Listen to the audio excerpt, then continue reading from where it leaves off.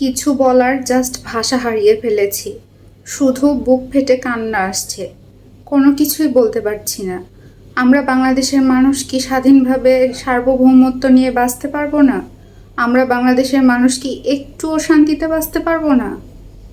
Hello everyone, আসসালামু আলাইকুম।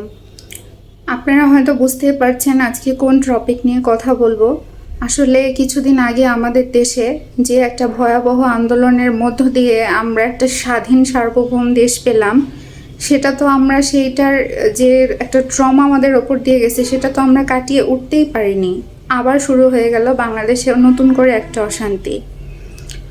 এই যে ছাত্রদের যে আন্দোলনটা হলো, স্বৈরাচার দমনের জন্য যে আন্দোলনটা সবাই মিলে করলো, এতে শত শত স্টুডেন্ট, শত শত মানুষের কিন্তু প্রাণ গেল। অনেক স্টুডেন্ট তাদের হাত পা হারিয়ে ফেলেছে, চোখ হারিয়ে ফেলেছে, তারা প্রতিবন্ধী হয়ে জীবনযাপন করছে। তো আর কোনোদিনও তারা সুস্থও হবে না, তারা এভাবেই বিকলাঙ্গ হয়ে জীবনযাপন করবে। এছাড়া যারা শহীদ হয়েছেন, যারা চলে গেছেন, তাদের পরিবার যে সাফার করছে সেটাও আর কোনোদিনও পূরণ হবে না। কিন্তু তারপরেও তাদের প্রাণের বিনিময়ে, তাদের আত্মত্যাগের বিনিময়ে আমরা কিন্তু একটা স্বাধীন রাষ্ট্র পেলাম, যেখানে আমরা আমাদের বাক স্বাধীনতাটুকু পেলাম। আমরা এই যে মন খুলে কথা বলতে পারছি, এটা তো কখনো পারি নাই। এই মনের ভাবটা প্রকাশ করতে না পেরে আমরা গুমড়ে গুমড়ে কেঁদেছি। পারিনি আমরা আমাদের মনের ভেতরের কথাটা সবার সামনে বলতে, প্রকাশ করতে। কিন্তু আজকে স্বাধীন দেশে আমরা সেটা বলতে পারছি।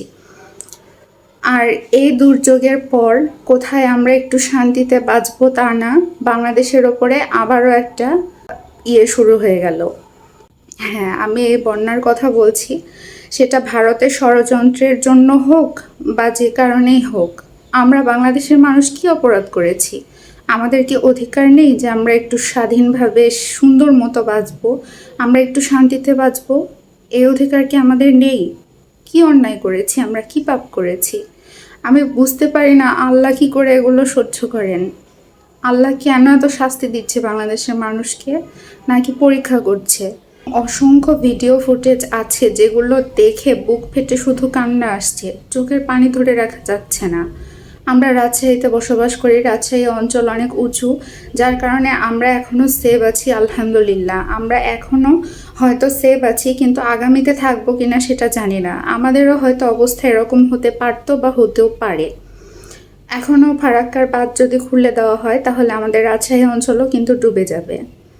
তো আল্লাহর কাছে শুধু আমরা এইটুকুই চাইবো যে আমরা বাংলাদেশের মানুষ একটু শান্তিতে বাঁচতে চাই, আমরা বাংলাদেশের মানুষ একটু স্বাধীনভাবে শান্তিতে বসবাস করতে চাই। একটা স্ট্রেস আমাদের ওপর দিয়ে যেতে না যেতে আবার এই যে শুরু হয়ে গেল প্রাকৃতিক দুর্যোগ, এই যে একটা স্ট্রেস, আর কত সহ্য করব আমরা বাংলাদেশের মানুষ?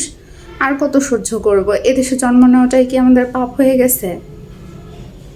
কি অপরাধ করেছিল নিষ্পাপ মাসুম বাচ্চাগুলো? তাদের তো কোনো অপরাধ ছিল না, তাহলে কেন তারা এত সাফার করবে বলেন?